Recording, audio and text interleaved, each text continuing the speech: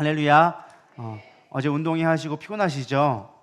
어제 또 그것도 왔다 갔다 한 거 막 별거 한 거 없는 것 같아도 왔다 갔다 하는 것만으로도 사실 피곤하고 지칩니다. 또 어저께 또 봉사하시고 식사하시고 또 오랜만에 또 운동 안 하시던 거 평소에 숨쉬기 운동밖에 안 했는데 갑자기 그거 걷기라도 하려니까 얼마나 힘드셨겠습니까? 이해는 갑니다. 그러나 우리가 기쁜 마음으로 또 주님 앞에 나와야 되리라 믿습니다. 오늘 같이 은혜 나눌 말씀은 우리 마태복음 5장 27절에서 32절 말씀 우리 한 목소리로 봉독해 올려드리겠습니다. 시작. 이 말씀은 살아계신 하나님의 말씀입니다.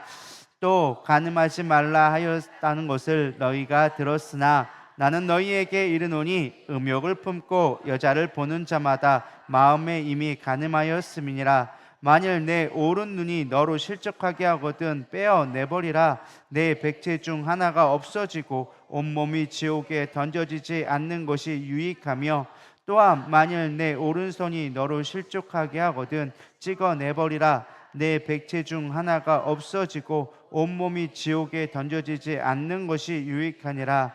또 일러스되 누구든지 아내를 버리려거든 이혼 증서를 줄 것이라 하였으나 나는 너희에게 이르노니 누구든지 음행한 이유 없이 아내를 버리면 이는 그로 간음하게 함이요 또 누구든지 버림받은 여자에게 장가드는 자도 간음함이니라. 아멘. 우리 계속해서 산상수훈에 대해서 이야기를 나누고 있습니다.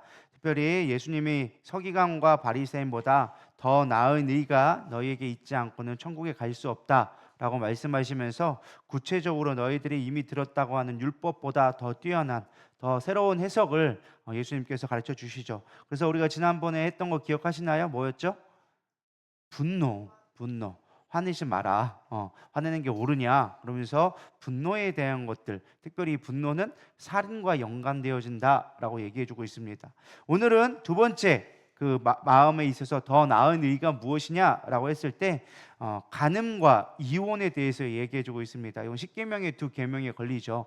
뭐가 걸릴까요? 간음하지 말라는 것과 내 이웃의 집에 아내를 탐하지 말라라는 그 두 계명이 사실은 걸리는 부분입니다. 사실은 쉽게 말해서 잘못된 우리의 음욕이 어떻게 위험한 건지 그런 것들을 좀 살펴보고자 합니다. 많은 분들이 사실은 그거는 나랑은 이제 거리 먼 거요, 이제 뭐 이렇게 생각하실지도 모르겠습니다. 그러나 사실 누구나 여기서 예외는 없습니다. 누구나 다 마음 가운데 음욕이 있고 특별히 나이가 어리면 더 그럴 수 있겠죠. 물론 나이 드신 분들이야 이제 뭐 나는 이제 뭐 아무 감정이 없다고 뭐 그럴지 모르겠지만 그거는 모르는 일입니다. 제가 보니까 옛날에 보니까 저는 나이 드시면 그런 거 없는 줄 알았어요. 근데 그렇지 않다고 하더라고요. 실제로 그게 나이가 먹는다고 해서 뭐 그게 전혀 없는 게 아니라고 하더라고요. 그래서 옛날에 파고다 공원에 그 바카스 할머니들 뭐 이런 게 나온 적이 있었잖아요.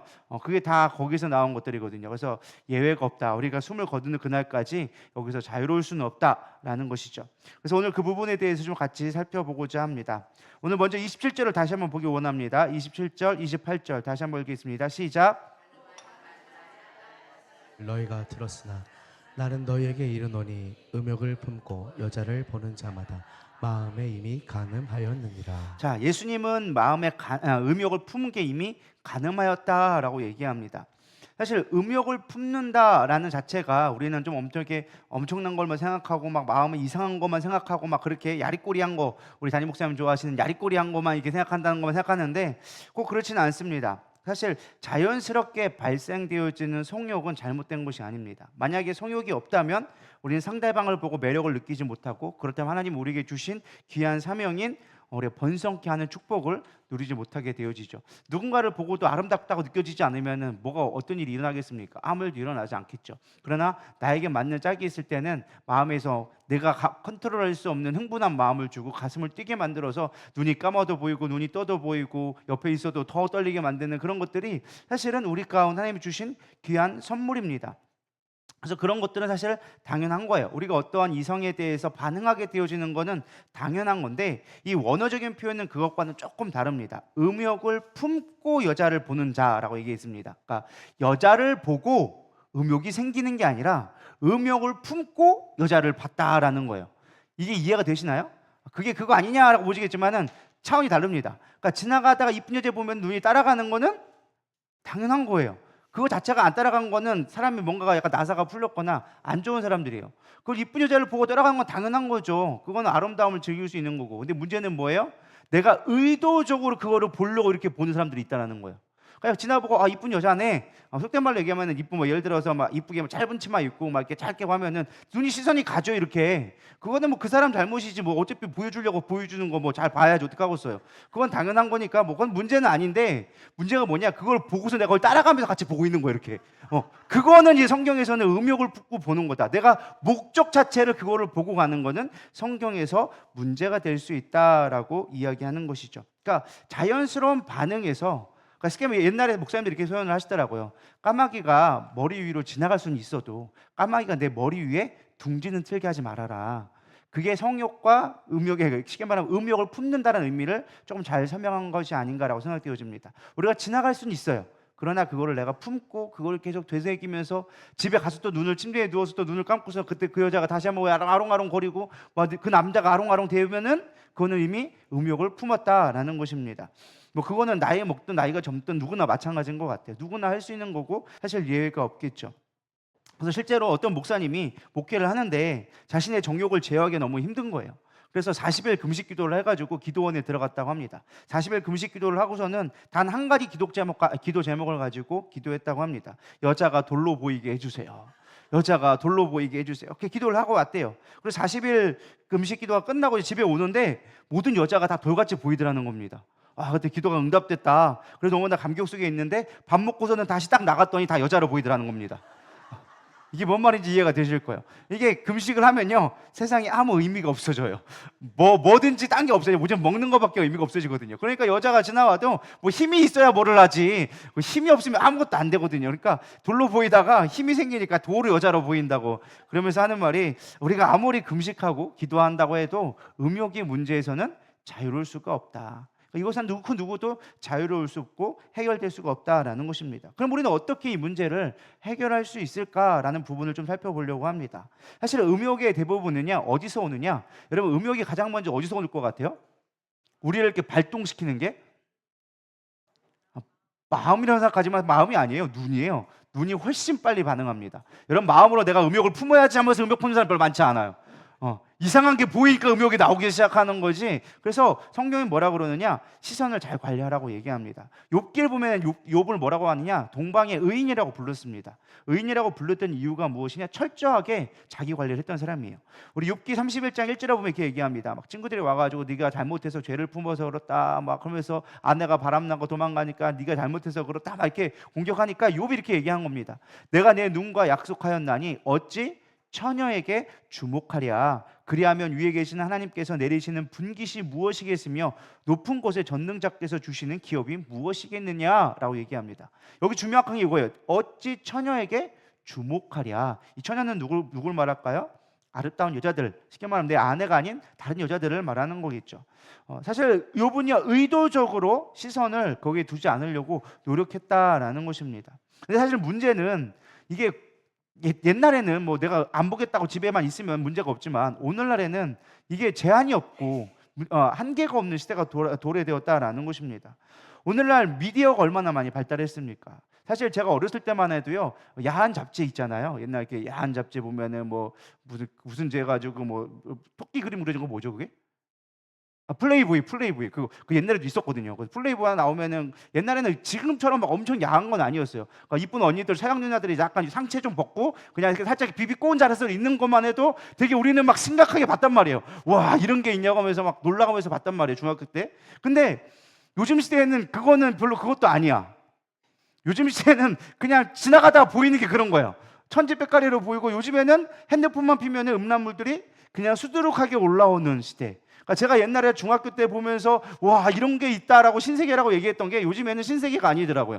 너무나 흔해가지고 일반적인 보편화되어진 시대를 우리는 살아가고 있다는 거죠. 그렇다고 우리가 그것을 없이 하면서 산속에서 살지 않는 이상은 뭐 요즘에 산속에 살아도 유튜브 다 터지더라고요. 그러니까 얼마든지 우리가 맘만 먹으면 접근할 수 있기 때문에 그거로부터 자유로울 수는 없어요. 그러니까 우리가 시선을 잘하는 게 쉬운 일이 아닌데 그걸 하기가 쉽지 않다는 것이죠. 그럼 우리가 가장 큰 문제는 무엇이냐? 그게 보이는 게 문제가 아니라 그것을 우리가 죄로 노출됨에도 불구하고 뭐가 어떻게 생각이 되냐면은 죄가 계속적으로 반응되어지면 우리가 무뎌지기 시작합니다. 계속되는 자극은 우리의 몸에서 우리의 영적인 것도 마찬가지지만은 무뎌지게 되어져요. 굳은 살이 배기게 되어져 있어요. 그러니까 그게 죄인데도 불구하고 죄라고 생각이 안 드는 거예요. 예전에는 우리 그거 플레이보이 하나 보면서도 우리는 막 그거 부끄러워가지고 막 선생님을 숨기고 막 엄마 아빠 숨기고 막 했단 말이에요. 왜? 죄가 죄인 줄 알았단 말이에요. 근데 요즘에는 그걸 보고 또 뭐라고요? 죄가 죄인 줄 모르는 거예요. 당연하게 그걸 봐도 뭐 상관이 없다라고 생각할 만큼 너무나 죄에 대한 민감도가 떨어지고 있는 것이 문제가 되는 것이죠. 그러나 중요한 건 우리가 이것으로부터 벗어나야 되리라 믿습니다. 아예 시선을 차단할 수는 없겠지만 구별되어진 삶을 살아갈 수 있도록 노력해야 된다는 것입니다. 사실 우리가 좀 쉽게 이해를 돕자면 오리는 꾸정물에 삽니다. 근데 오리는 꾸정물에 오염이 될까요? 안 될까요? 잘 안 돼요. 왜 그런가 봤더니 오리는 자기의 몸을 보호하기 위해서 끊임없이 깃털에서 기름을 내오게 바른다고 합니다. 그래서 수시로 기름을 바르고 우리가 보면 막 이렇게 하잖아요. 그게 왜냐면은 계속 그걸 씻는 거래요.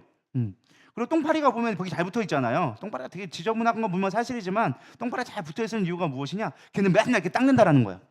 닦아가지고 이렇게 붙어 있으려고 얘가 이게 먼지가 많으면 잘 안 붙으니까 이걸 닦는 거예요. 침 바르고 하고 고양이도 맨날 이거 하잖아요. 그러니까 계속 닦고 기름을 바르고 침을 바르면 어떤 외부에서의 오는 거에 대해서 방어할 수 있는 능력이 생긴다라는 것입니다. 우리도 마찬가지예요. 성령의 기름을 계속 부어야 돼요. 성령의 기름을 붓고 내 안에 거룩한 것을 계속 인풋을 시켜야 하지만 외부로부터 오는 그런 자극에서 우리가 이겨낼 수 있는 힘이 생긴다라는 거예요. 그러니까 우리가 전제를 잘해야 돼요. 우리가 음욕에서 벗어날 수 있어요? 없어요? 없어요. 우리 마음에서는 들어오는 자극 자체가 들어오면 반응이 일어나는 건 당연한 사실이라는 거예요. 그럼 일단 눈을 막아야 되는데 눈을 막을 수는 없잖아요. 살아가는데 또 거기다가 다 보이니까 이 세상 속에 살아가는 가운데 구별할 수는 없다라는 거예요. 그럼 중요한 건 무엇이냐? 와도 우리가 그거에 침범되지 않게끔 우리 안을 지키는 게 중요하다라는 거예요. 그러니까 음욕 자체를 피할 수는 없다. 그건 현실이에요. 우리가 이미 이 세상 살아가는 가운데 어쩔 수 없는 현실이에요.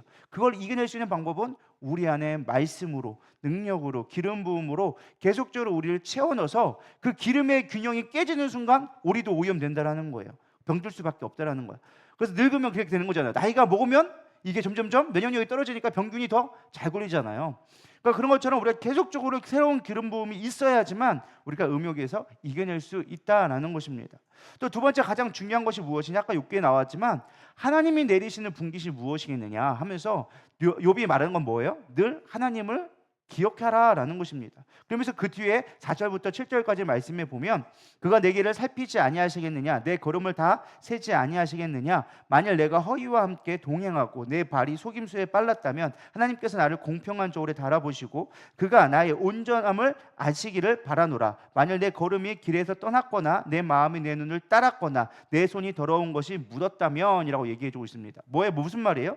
야, 하나님이 나를 다 살펴보지 않겠느냐? 내가 어딜 가든 무엇을 하든 어디서 내가 뭘 하든 하나님이 나를 다 보고 계신다, 알고 계신다. 그렇기 때문에 내가 혹여라도 내 마음 가운데 내 눈이 내 마음보다 빨라서 내가 나는 안 보려고 하는데 나도 모르게 이미 눈이 가 있었다면 주님이 이미 아시지 않겠느냐? 라고 얘기하는 거예요. 참 얼마나 참 의로운 고백입니까? 자기가 눈으로 볼 수 있음에도 불구하고 나도 모르게 눈이 빨리 갔다라고 솔직하게 고백하는 모습, 그러면서 내가 스스로 정결하게 몸부림치는 모습이 나옵니다. 우리가 무엇보다 음욕에서 벗어날 수 있는 가장 중요한 건 무엇이냐? 늘 하나님 앞에라는 우리가 마음가짐이 있어야 되리라 믿습니다. 나는 크리스천이다, 나는 하나님의 자녀다라는 항상 거룩함을 내가 마음 가운데 새기고 있어야 우리가 범죄하지 않을 수 있다라는 것입니다. 가장 대표적인 게 누구예요? 창세기 39장에 요셉이 그거 있잖아요. 사실 보디발의 아내가 끊임없이 유혹을 하죠. 우리는 단순하게 생각하는 게 그게 한 번의 사건이라고 생각하지만 그렇지 않습니다. 10절에 보면 여인이 날마다 요셉에게 청하였으나, 날마다 왔다는 거예요. 날마다. 근데 그 유혹이 사실은 날마다 안 넘어가기 위한 방법이 뭐였어요? 요셉이 유일하게 한 게 도망치는 거였어요. 거기서부터 벗어나는 게 유일한 방법이라는 거예요. 믿으십니까? 늘 그러면서 하는 고백이 뭐였어요? 내가 하나님 앞에 범죄할 수 없습니다. 보디발한테가 아니었어요. 사람은 얼마든지 속일 수 있었어요. 이 아내가 꼬시면서 자기도 죄 짓는 거 뻔히 알 건데 거기다 대고 뭐라고 얘기했습니다. 야, 걱정하지 마, 내 남편 한동안 안 돌아. 그리고 너나 나 입만 맞추면 그 누구도 나를 얘기할 사람 없어. 얼마나 많이 꼬셨겠습니까? 내가 너에게 뭐 해줄게, 뭐 얼마나 꼬시고. 사실 이때 나이가, 사실 요셉의 나이가 이제 20대 정도 된 나이예요. 20살, 21살 이 나이. 얼마나 혈기왕성한 때이겠습니까? 그런데도 불구하고 하나님 보시기에 내가 악을 행할 수 없다. 코람데오, 하나님 앞에 나는 늘 서 있다라는 그런 마음가짐에 그는 죄를 이겨낼 수 있다라는 것입니다. 전 여러분들이 늘 하나님 앞에 계신다라는 것을 생각할 수 있기를 소망합니다. 우리가 가끔 그러잖아요. 나이트클럽 가면 잠시 주님 여기 계시라고, 제가 빨리 갔다 올 테니까 여기 계시라고. 이런 자세가 있으면 안 된다는 거. 우리가 죄를 질 때 그럴 때가 많이 있다는 거예요. 하나님 앞에 죄 질 때는 잠깐 계시라고 한다고 내가 열심히 죄 짓고 와가지고 또 회개할게요, 뭐 이런 마음 가지고서는 신앙생활을 온전히 할 수 없다는 거예요. 늘 주님이 나와 함께 하신다.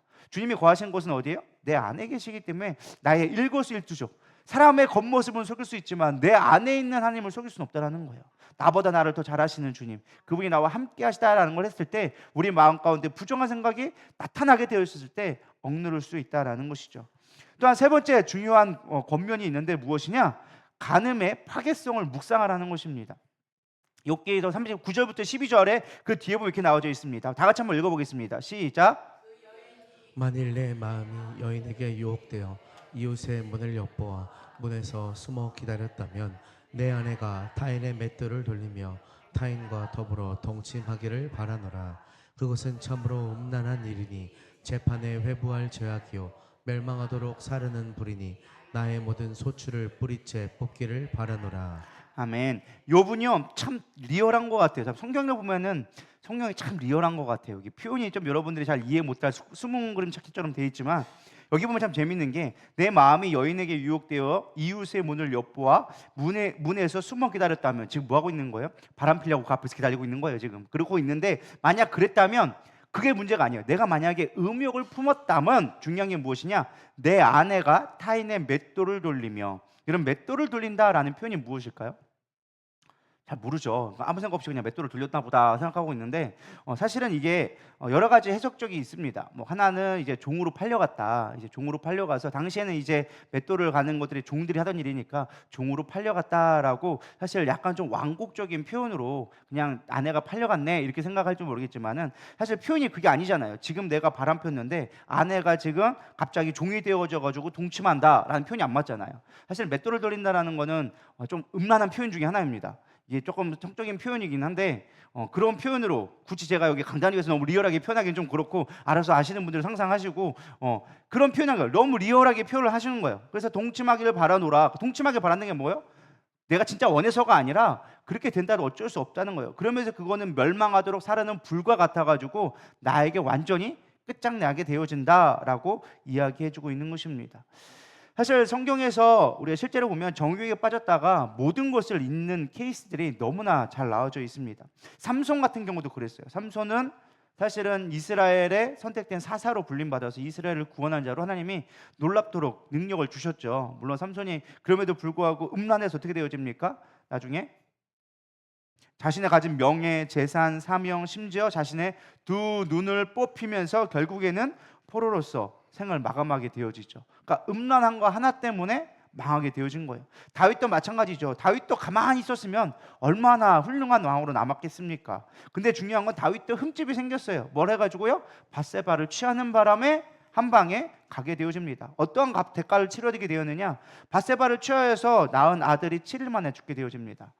사실은 우리가 솔로몬이 첫 번째 아들이라고 생각하지만 그렇지 않습니다. 첫 번째 간음에서 낳았던 아들은 7일 만에 죽게 되어져요. 또 그것뿐만 아니라 이후에 장남인 암놈이 압살롬의 누이인 다말을 강간하게 되어집니다. 그러니까 배다른 동생이 오빠가 동생을 강간하게 되어진 거예요. 근데 그거를 다윗은 책망할 수가 없었어요. 왜요? 자기도 그렇게거든. 자기가 그렇게 했으니까 참아. 그리고 압살롬이 이제 장자다 보니까 걔를 칠 수가 없는 거예요. 정치적 여건도 그렇고 여러 개 가지고 그걸 쉬쉬무마에 쓰게 되어졌습니다. 그렇게 되어지니까 어떻게 되어집니까? 나중에 압살롬이 이르갈다가 암놈을 죽여버립니다. 그러니까 형제간에 죽음이 되어지는 거예요. 자식끼리 피 터지는 전쟁이 나온 거예요. 그러니까 부모된 입장에서 얼마나 큰 상처가 되겠어요. 근데 그게 끝이 아니에요. 압살롬이 나중에 반역을 일으켜가지고 데낫의 맨발로 도망치게 되어지고, 뿐만 아니라 다윗이 도망가는 도중에 다윗의 아내를 데려다가 처벌되려다가 성 위에 꼭대기에 올라가서 대놓고 후궁들을 겁탈하게 되어집니다. 그러니까 아들이 부모, 자신의 어머니 뻘을 다 겁탈을 하게 되어지는 거죠. 다윗은 단 한 번의 실수를 했었어요. 단 한 번의 실수를 했지만 하나님은 그거를 백주 데낫에 다 보게 드러내게끔 죄를 드러내기 시작한 것입니다. 뿐만 아니라 그로 인하여져서 한평생 겪지 않아야 될 모든 대가를 한 방에 겪게 되어지죠. 인생 자체가 사실은 그 사건이 없었다면 다윗의 인생은 평탄할 수도 있었을 것 같아요. 근데 그 사건 하나로 말미암아 온 집안이 아주 쑥대밭이 되어지죠. 오늘날도 마찬가지죠. 이 음욕으로 말미암아 얼마나 많은 가정들이 파괴되고 있습니까? 사실 음욕이라는 거는 단순한 문제가 아니에요. 이거는 엄청난 영적인 문제라는 것을 우리가 깨달아야 되리라 믿습니다. 그래서 여러분들이 묵상할 때 저는 가끔 이런 생각해요. 내가 만약에 바람 피고 싶은 생각, 욕망이 온다. 그럼 항상 생각하는 게 그러면은 내가 그 결과를 어떻게 감당할 수 있을까?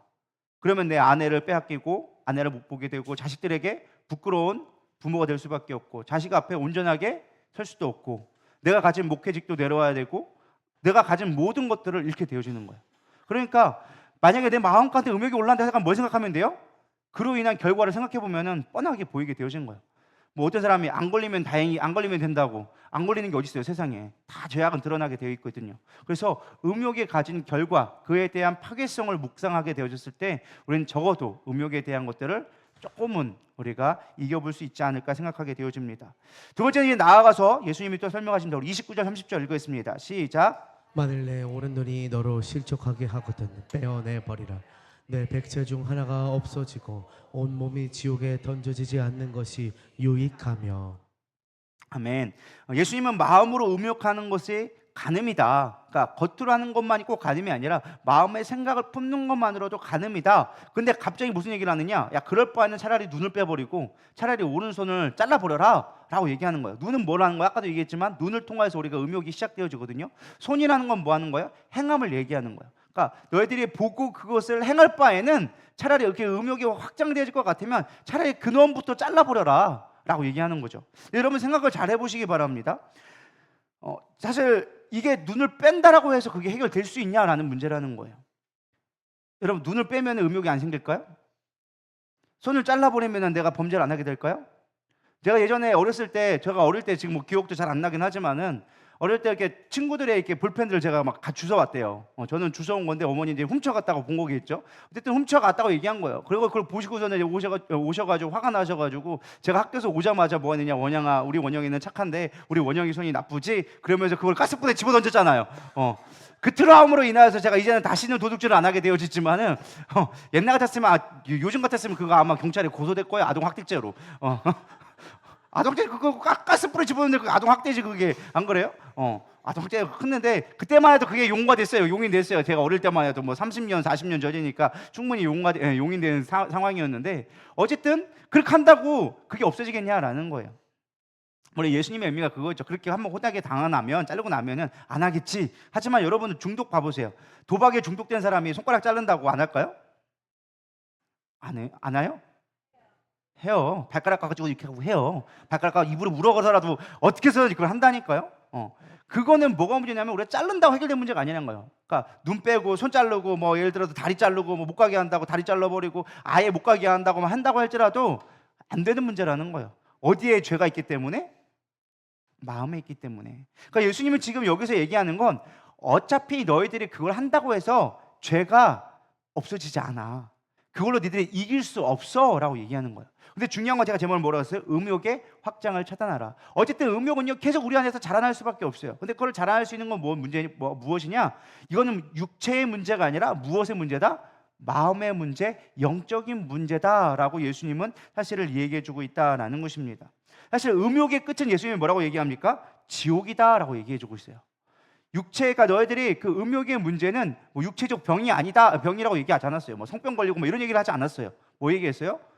지옥에 간다라고 얘기했단 말이에요. 그러니까 이게 단순한 육체의 문제가 아니라 가정의 어떤 파탄의 문제가 아니라 이거는 영적인 문제다라는 것을 이야기해주고 있다라는 것입니다. 그래서 고린도전서 3장 16절 17절에 보면 우리의 몸이 뭐라고 얘기하느냐? 성전이라고 얘기합니다. 너희는 너희가 하나님의 성전인 것과 하나님의 성령이 너희 안에 계시는 것을 알지 못하느냐? 누군지 하나님의 성전을 더럽히면 하나님이 그 사람을 멸시하리라. 하나님의 성전은 거룩하니 너희도 그러하니라. 우리의 몸이 뭐라고 얘기하고 있어요? 거룩한 하나님의 성전이다라고 얘기하는 거예요. 하나님은 사람을 창조하면서 하나님의 영을 부어주시고 그 안에 거하심으로 말미암아 연합함으로 말미암아 거룩한 성전이 되게 하셨습니다. 이게 중요한 문제예요. 이 연합이라는 의미가 사실 부부가 한 몸을 이룰지다라고 얘기 나오죠. 이 부분은 좀 뒤에 더 이야기할 거예요. 이 몸에 대한 이야기를 좀 더 깊이 있게 얘기할 건데, 단순한 이게 어떠한 육체적인 관계, 개인의 관계가 아니라 영적인 문제가 반드시 포함되어져 있다는 거예요. 그래서 창세기 2장 24절을 보면 이러므로 남자가 부모를 떠나 그의 아내와 합하여 둘이 한 몸을 이룰지니라. 그러니까 예수님이 감히 할 거 없어가지고 음욕을 얘기하다가 야 니들 몸 얘기하라, 몸 잘라버리면 끝난다 이 얘기하고 싶어서 한 것이 아니라 그 안에는 숨겨진 하나님의 의도가 있다는 거예요. 너희들이 거룩한 몸이 되어져야 되는데 너희들이 거룩한 몸을 잘라낼 수 있겠느냐? 그럴 수 없지 않느냐? 너희들의 몸이 거룩하게 되기 위해서는 하나님과 연합해야 된다라는 의미가 그 안에 숨겨져 있다라는 것입니다. 그래서 보면 여기 17절에 이렇게 나와져 있습니다. 주와 합하는 자는 한 영이니라. 그러니까 우리가 부부가 한 몸이 되는 것처럼 우리가 그리스도가 내 안에 임함으로 말미암아 뭐가 되는 거예요? 한 영이 되어지는 거예요. 이해가 되시죠? 그러니까 우리가 성적인 결합, 우리가 한 몸이 되어진다라는 것은 성경에서 무엇이냐? 연합을 의미하고 하나가 되어진다라는 의미를 갖고 있습니다. 그래서 우리가 성적인 관계는 영적으로 묶여져 버리는 거예요. 이게 영적으로 하나가 되어지는 관계예요. 그러면서 성경에서는 뭐하냐? 너희들이 단순하게 이것이 육체적인 문제가 아니라 이게 영과 창녀와 하나 되는 자는 뭐다? 창녀와 같은 영이 되어진다라고 얘기하는 거예요. 이해가 되시죠? 그러니까 부부가 한 몸이 되어진다는 건 무엇이냐? 한 영이 되어진다는 거예요. 그러니까 부부가 부부 관계를 통하여서 뭐가 되어지는 거예요? 한 몸이 되어지는 거예요. 한 몸, 한 지체가 되어지는 거, 한 영이 되어지는 거예요. 이해가 되시죠? 근데 우리가 부부가 아닌 다른 관계 속에 사게 되어진 뭐냐? 창녀와 몸을 같이 하는 자는 창녀의 영을 같이 받게 되어지는 거예요. 이해가 되시죠?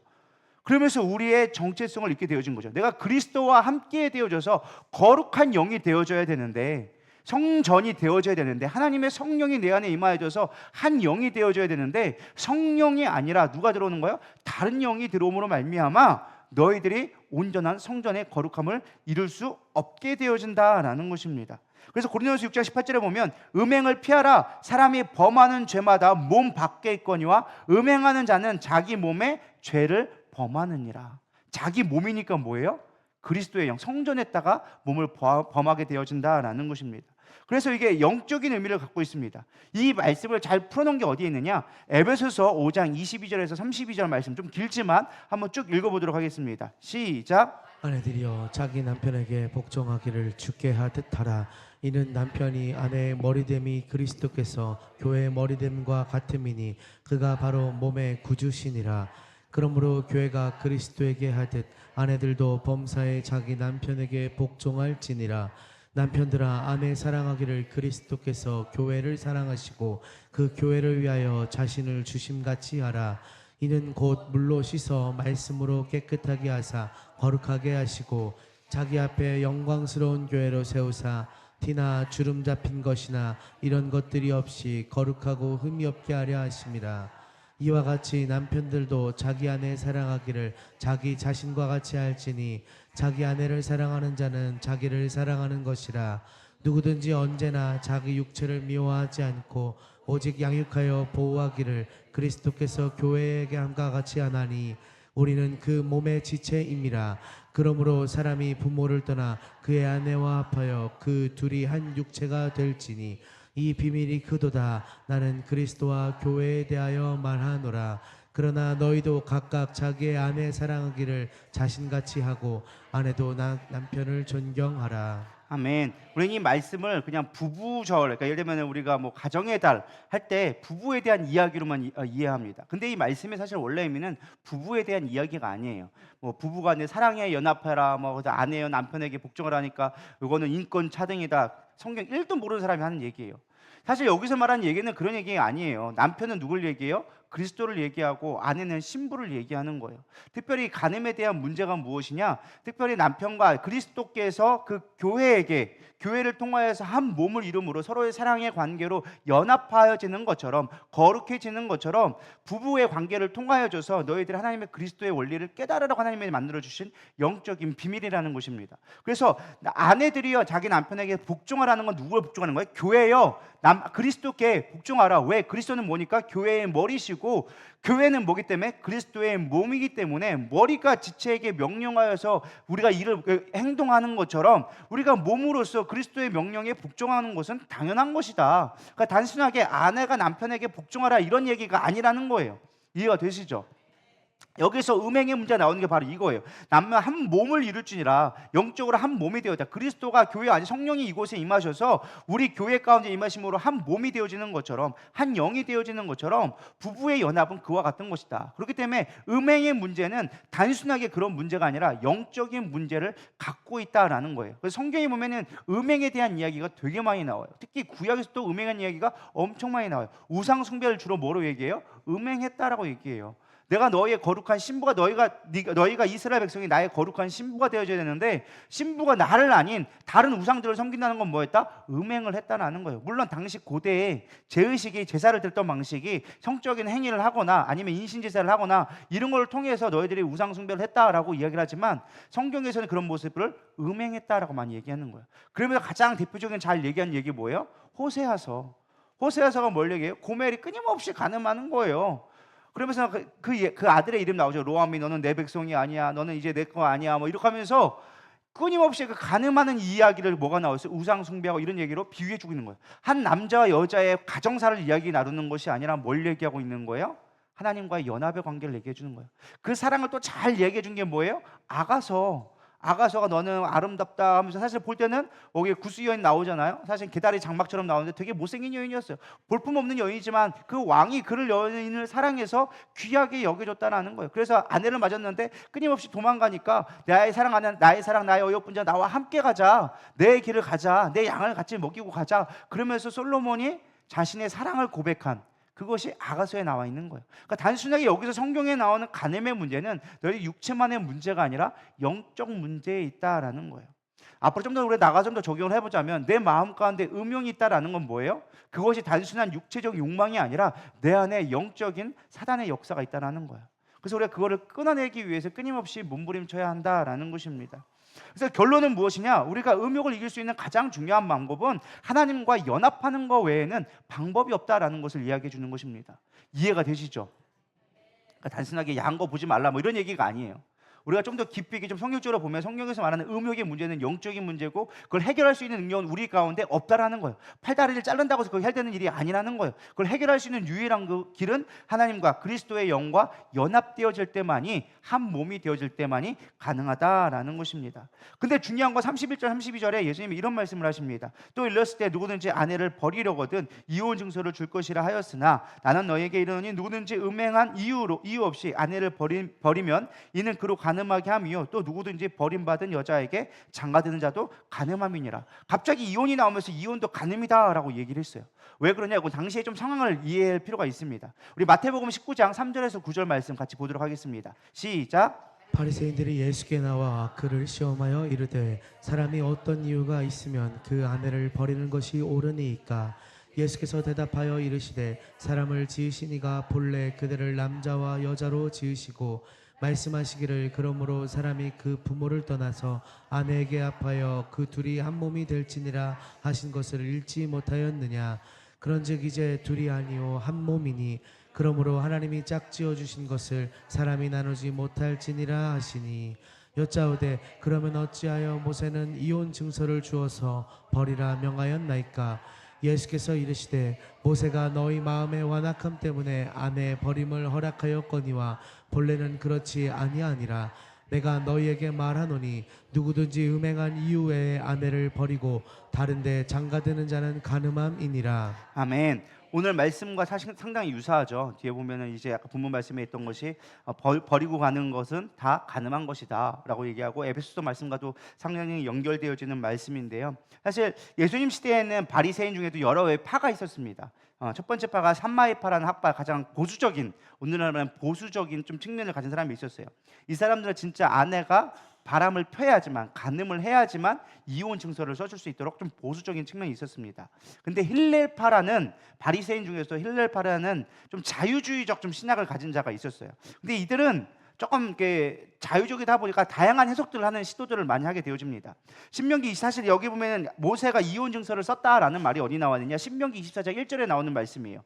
사람이 아내를 맞아요 결혼 후에 그에게 수치되는 일이 있음을 발견하고 그를 기뻐하지 아니하면 이혼 증서를 써서 그의 손에 주고 그를 자기 집에서 내보낼 것이요라고 나와져 있습니다. 그러니까 명분을 주어서 하는 건데 그 여자가 진짜로 간음을 했으면 이혼 증서를 해서 그 여자를 보내주는 게 너에게 더 유익하다. 왜? 죄가 들어오면 안 되니까 죄를 끊어내기 위한 방법으로서 모세가 이야기했는데 이게 힐렐파는 이거를 조금 해석을 자기 멋대로 하기 시작한 거예요. 좀 자유적이 있다 보니까 그들이 아무리 바리새인이지만은 이 능력에 대해서 자유롭지 못하니까 그렇다고 체면이 있는데 대놓고 할 수는 없잖아요. 대놓고 아내를 버리거나 대놓고 간음할 수 없으니까 이 말씀을 교묘하게 바꾸기 시작했어요. 이 수치가 뭐냐라는 것을 해석하기 시작했습니다. 우리는 수치하면 당연히 못 떠올라요? 당연히 바람핀 것만 생각을 하겠죠. 근데 이 사람들은 좀 더 자유주의라 좀 다양한 해석을 하기 시작했어요. 어떻게 했느냐? 여자가 밥을 태우는 것도 수치다.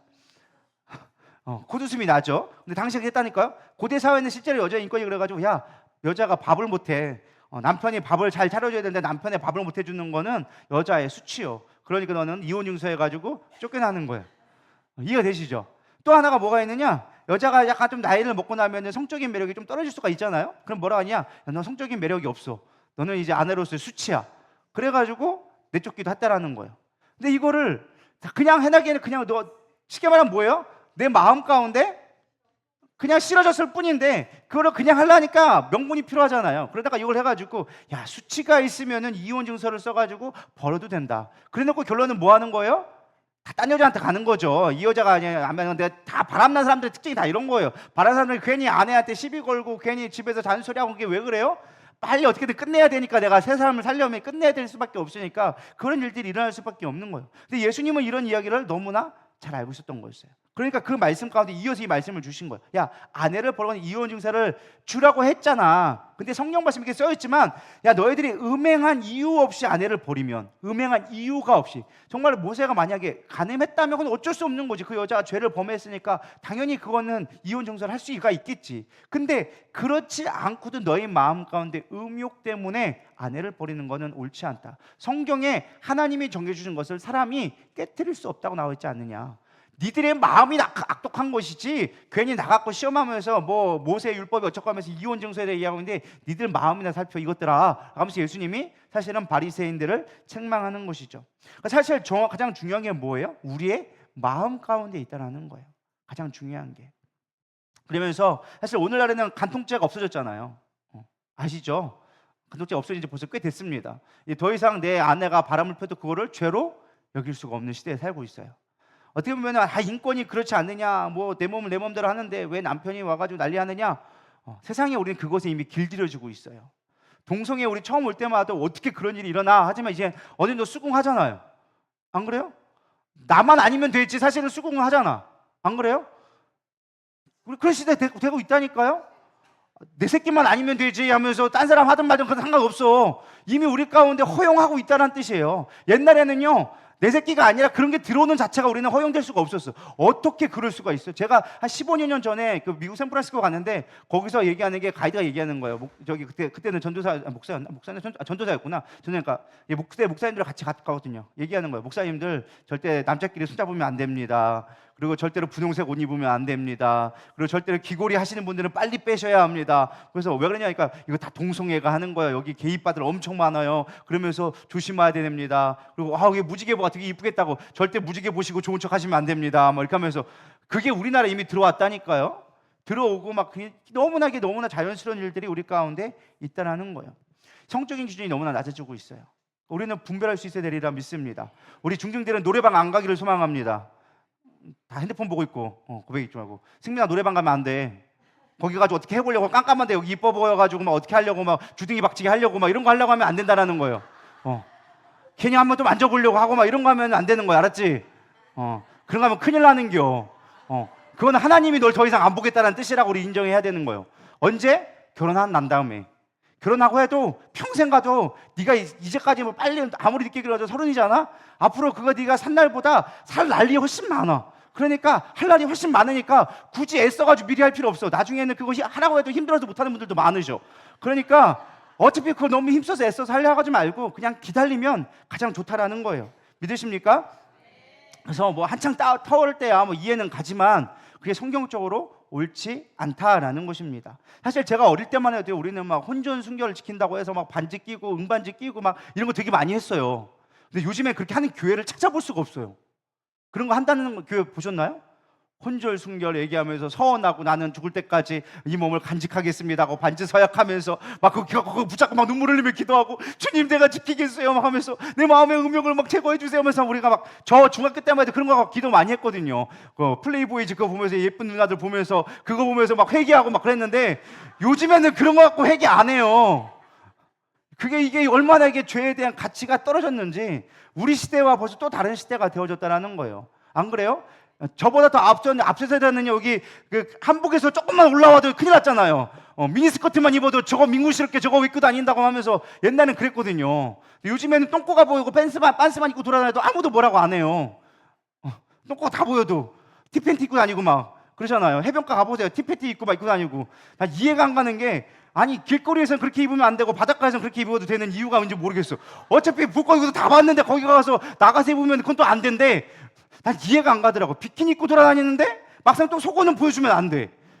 누가 물어봤어요. 제가 왜 그거 안 되는 거예요? 아니 여기서 어차피 비키니 입은 거 다 봤는데 왜 속옷은 보여주면 안 되니까. 그것도 속옷이 다른 거래. 전 이해가 안 가. 어차피 보여줄 건 다 보이는데 왜 다른 건지 이해는 못하지만 어쨌든 그렇다니까. 그런데 중요한 건 우리가 너무나 이렇게 노멀하게 기준 자체가 낮아지고 있다라는 거예요. 그러니까 우리가 그것으로부터 보호하는 방법 딱 하나예요. 주님과 연합되어지는 거예요. 믿으십니까? 내 안에서 주님이 있어야 그거를 이겨낼 수 있다라는 것입니다. 마지막 결론입니다. 우리가 하나님이 주신 성을 아름답게 지켜야 되리라 믿습니다. 하나님의 성은요 사실 거룩한 거예요. 성은 가장 하나님이 주신 귀한 선물이에요. 친밀감을 주는 거고 부부가 한 몸을 이루므로 말미암아 영적인 연합을 이루어져서 그 누구도 이해할 수 없는 깊은 관계. 사실은 사람들이 얘기잖아요. 다 부부 싸움에도 둘만 아는 문제가 있다고. 다 둘만 아는 거라고. 왜 그럴까요? 하나가 되어줬기 때문에. 다 아무리 친하고 몇십 년 친구도 다 필요 없어. 부부만한 깊은 관계가 없다라는 거예요. 왜요? 하나님이 그렇게 만들어 주셨어. 근데 그거를 너무 가치 없게 여기면 우리가 무의미해진다라는 거예요. 나에게 주신 가장 귀한 것을 귀히 여길 수 있어야 되는데 그걸 귀히 여기지 않으면 내 스스로가 무가치하게 되어지는 거예요. 믿으십니까? 잠깐의 쾌락 앞에 나의 가치를 죄악된 것으로 바꾸지 않았으면 좋겠습니다. 하나님이 주신 귀한 생명을 낳을 수 있고 부부간에 가장 아름다운 사랑의 몸의 연합을 이룰 수 있고 가장 깊이 있는 교제를 나눌 수 있는 게 하나님이 주신 귀한 이 성인데 이것을 음란한 데에 넣어져서 가정을 파괴하게 되어지고 그것들이 깨어짐으로 말미암아 이 땅에 있는 것뿐만 아니라 영적인 그 모든 것들이 깨어질 수밖에 없다라는 것입니다. 데살로니가서 4장 3절에서 8절 말씀을 이렇게 얘기합니다. 하나님의 뜻은 이것이니 너희의 거룩함이니라 곧 음란을 버리고 각각 거룩함과 존귀함으로 자기 안에 대할 줄을 알고 하나님을 모르는 이방인같이 세욕을 따르지 말고 이 일의 분수를 넘어서 형제를 해하지 말라. 이는 우리가 너희에게 미리 말하고 증언한 것 같이 이 모든 일에 주께서 신원하여 주심이라. 하나님이 우리에게 부르심은 부정하게 하심이 아니요 거룩하게 하심이니 그러므로 저버리는 자는 사람을 저버림이 아니요 너희에게 그의 성령을 주신 하나님을 저버림이니라. 아멘. 그 음욕의 문제는 단순한 사람의 문제가 아니라는 거예요. 부부간의 문제가 아니라 그거는 하나님을 저버리는 일이다. 할렐루야. 그리고 아내를 대할 때 잘 대할 줄 알아야 된다는 거예요. 귀히 여길 줄 알아야 된다는 거예요. 그러면서 뭐라고 그래요? 이방인같이 세욕을 따르지 말아라. 뿐만 아니라 분수를 넘어서 그로 인해서 남의 가정을 파탄시키는 일을 하지 말아라 라고 이야기하고 있는 것이죠.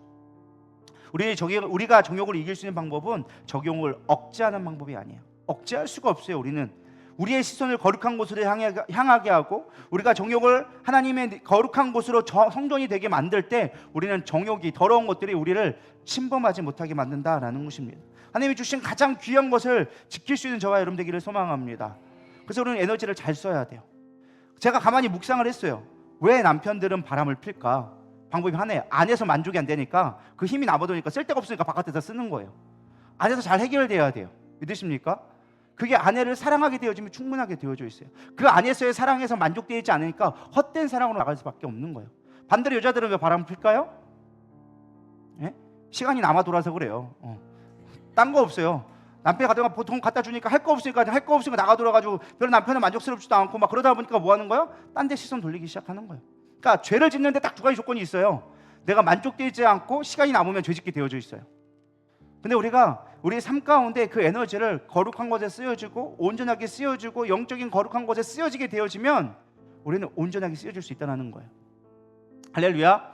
되게 쉽게 얘기한다고 쉬운 얘기가 아니에요, 여러분들. 되게 귀한 얘기고 여러분들이 집중해서 들은 얘기예요. 실제적인 문제고 우리 삶 가운데 신앙에 있어서 사실 교회가 무너진 이유가 뭐예요? 목사가 딱 세 가지만 주의하면 된대요. 돈. 일단 돈 조심하면 목사는 괜찮아요. 그 다음에 뭐예요? 여자만 조심하면 돼요. 성적으로만 우리가 건전하면 돼요. 마지막 하나는 이단하면 안 빠지면 돼요. 그러면은 목회는 그냥 자동으로 된대요. 내가 목회를 엄청 잘하고 뭐 설교를 잘하고 다 의미 없어요. 설교 아무리 잘한다고 할지라도 물론 좋으면 좋죠. 잘하면 좋은데 못한다고 해서 목회 못하지 않더라고요. 근데 이 세 가지 죄악된 것에서만 벗어날 수 있으면 하나님이 지켜주신다는 거예요. 아까도 나왔잖아요. 여기 말씀이 주께서 신원하여 주심이라. 주께서 다 지켜준다니까요. 우리가 거룩해질 수 있어야 된다는 거예요. 제가 보니까 거룩이 딴 게 아니더라고요. 내 아내를 내 몸처럼 사랑하는 게 거룩한 거예요. 믿으십니까? 내 가정을 지킬 수 있는 게 거룩한 거예요. 우리는 뭐 거룩한 거라고 해가지고 막 40일 작정기도 하고 막 뭔가 막 교회 세워야지만 거룩하고 막 성경 말씀 뭐 많이 알아야지만 거룩한 것처럼 보이는데 다른 게 거룩한 게 아니에요. 내 아내를 사랑할 수 있는 거, 하나님과 온전히 연합할 수 있는 거, 그게 바로 거룩이에요. 저 여러분들께 거룩하시기를 소망합니다. 에베소 4장 27절은 얘기합니다. 마귀에게 틈을 주지 말라. 여러분 이게 틈을 주면 항상 쳐들어와요. 그래서 늘 아내를 살펴야 되고 서로가 서로를 잘 배려할 수 있어야 돼요. 아내는 남편을, 남편은 아내를. 성경 말씀에 뭐라고 했어요? 아내는 자기 몸을 주장하지 말아라. 무슨 말인지 아실 분들은 아실 거예요. 내 거라고 내 게 아니에요. 이미 결혼하는 순간은 내 몸은 누구 거다? 남편 거다. 그렇다 막 해도 된다 그게 아니라 내 몸을 내가 주장하지 말라고 성경에도 분명히 가르쳐주고 있어요. 왜? 그로 인하여서 가정이 파괴될 수 있기 때문에 우리가 거룩하게 되기를 소망합니다. 그리고 뭐 날마다 기도해야 돼요. 시험 들지 않게 깨어 기도할 수 있을 때 우리는 지켜낼 수 있다라는 것입니다. 사실 여기까지만 하려고 했었는데 제가 준비하다 보니까 한 가지 조금 더 추가해서 이 부분을 원하시면 하고 아니면 끝내고요. 별로 원하지 않는 것 같은데 그래도 할 거예요. 제 마음대로 했으니까. 억울해서라도 해야지 준비했는데. 자, 중요한 건 무엇이냐? 이미 엎질러졌다면 중요한 문제가 이거예요. 그러면 이미 나에게 엎질러졌다. 내가 이미 한 번의 실패를 경험했다. 그러면 어떻게 되지? 이 문제에 대한 끊임없이 우리는 문제가 되어지죠. 사실 가장 중요한 거는요. 이미 엎질러진 물이라면 수치심과 정죄에서 일단은 벗어나야 된다라는 것입니다. 내가 아무리 정욕을 벗어나려고 해도 이미 엎질른 물이에요. 그건 내가 한순간의 실수로 인하여서 내가 컨트롤하지 못해서 한순간에 무너질 수가 있어요. 수많은 사람들이 예수님을 시험하기 위해서 나옵니다. 한 여인이 가늠하다 잡힌 여인을 갖고 나옵니다. 어떻게 해야 될까요? 돌로 쳐 죽일까요? 아니면은 당신의 말대로 용서해야 될까요? 예수님이 얘기하죠. 죄 없는 자가 먼저 돌로 치라. 그래놓고 그 여인에게 가서 이렇게 말합니다. 나도 너를 정죄하지 아니한다라고 얘기합니다. 여기서 두 가지 교훈이 있습니다. 그 누구도 우리가 죄에서 자유로울 수 없다는 걸 첫 번째 알 수 있어요. 왜? 아무도 돌로 치지 못했거든요. 다 죄가 있다라는 거예요. 다 누구나 엎질러진 물이 될 수가 있다라는 거예요. 그러나 또 중요한 건 무엇이냐? 정죄하지 아니한다라고 얘기하고 있습니다. 우리 빨리 수치심에서 벗어나고 그거를 고백함으로 말미암아 풀어낼 수 있을 때 그것이 온전해질 수 있는 거예요. 내가 정말로 내 마음 가운데 야 여보 내가 실수한 것 같아. 내가 순간에 감정 넘어갈 수 있어. 용서를 구하고 정말 내가 돌이키고 그것을 철저하게 회개하고 돌이킨다면 사실 그가 회복되지 않을 이유가 많지 않습니다. 뭐 정말로 이 사람에 대해 불만이 너무 많이 쌓였다면 용서가 안 되겠지만 웬만해서는 정말로 우리가 깊은 관계가 있다고 정말 그걸 영적으로 내가 회개하고 돌이킨다면 용서해 주는 게 사실은 맞는 거라는 거예요. 그러면 회복될 수가 있다라는 것입니다. 또 두 번째는 진정한 회개가 필요하다라는 것입니다. 다윗은 밧세바를 범하고서는요 나단 선지자의 책망을 듣습니다. 그리고 침상이 적기까지 회개하고 다시는 그걸로 인하여서 범죄하지 않게 되어집니다. 심지어 어떻게 되어집니까? 다윗이 너무 나이가 많아졌어요. 그러자 종들이 와가지고 그 신하들이 와가지고 주인의 몸이 식었으니 젊은 여인을 데려다가 몸을 따뜻하게 하자라고 얘기합니다. 사실 말이 따뜻하게 하듯이 사실 뭐예요? 그냥 한 거죠. 이렇게 접대를 하게 되어진 거죠. 근데 다윗은 그 여자를 취하지 않았어요. 왜? 더 이상 내가 하나님 앞에 범죄하지 않겠다라는 거예요. 내 안에 하나님이 허락하신 것 외에는 나는 취하지 않겠다라고 사실은 다윗에 고백했다라는 거예요. 우린 진정한 회개는 다시금 그 길을 돌아가지 않는 거예요. 우리가 범죄할 수 있고 실수할 수도 있어요. 뭐 그걸 어떻게 하겠어요? 이미 깨어진 거를. 그걸 또 엎드려진 걸 어떻게 하겠냐는 거예요.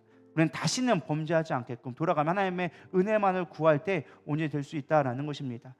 시편 51편이 사실 그래서 쓰여진 시입니다. 다윗이 정말로 회개하면서 쓰여진 거예요. 하나님이여, 주의 인자를 따라 내게 은혜를 베푸시며 주의 많은 긍휼을 따라 내 죄악을 지워주소서. 나의 죄악을 맑게 씻으시며 나의 죄를 깨끗하게 제하소서. 물은 나는 내 죄가를 아오니 내 죄가 항상 내 앞에 있나이다. 내가 주께만 범죄하여 주의 목전에 앙을 행하였사오니 주께서 말씀하실 때 의로우시다 하고 주께서 심판하실 때 순전하시다 하리이다. 10절, 하나님이여, 내 속에 정한 마음을 창조하시고 내 안에 정직한 영을 새롭게 하소서. 나를 주 앞에서 쫓아내지 마시며 주의 성령을 내게서 거두지 마소서. 주의 구원의 즐거움을 내게 회복시켜 주시고 자원하는 심령을 주사 나를 붙드소서.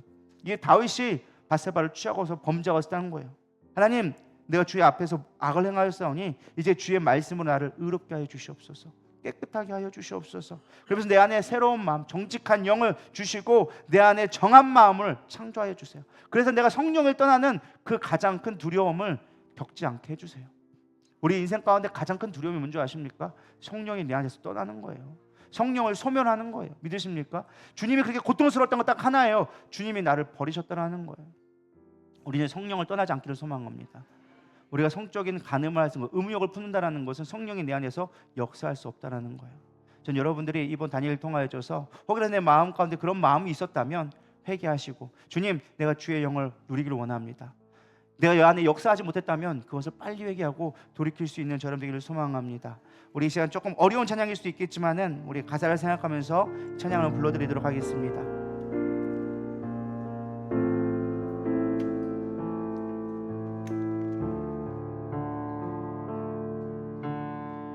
정결한 마음 창조하소서. 주여, 오 주여, 정직한 영 새롭게 하소서. 내 안에 다시 한번 정결한 마음 창조하소서. 우리 고백하는 마음으로, 주님, 나를 정결케 하여 주시옵소서. 정직한 영을 내 안에 새롭게 하여 주시옵소서. 정직한 영 새롭게 하소서. 내 안에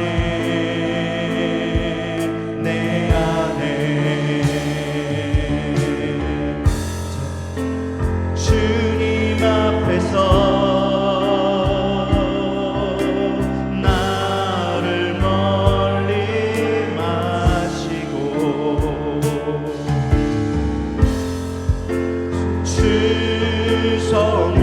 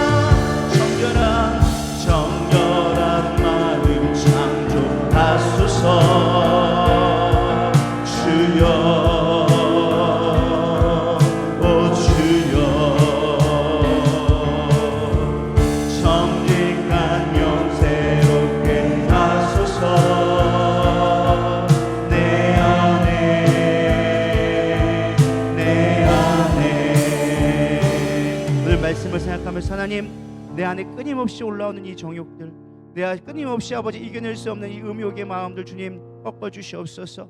주의 영과 연합하게 하여 주시옵소서. 성님, 내 안에 가득 채워 주시옵소서. 내 힘으로 이길 수가 없습니다.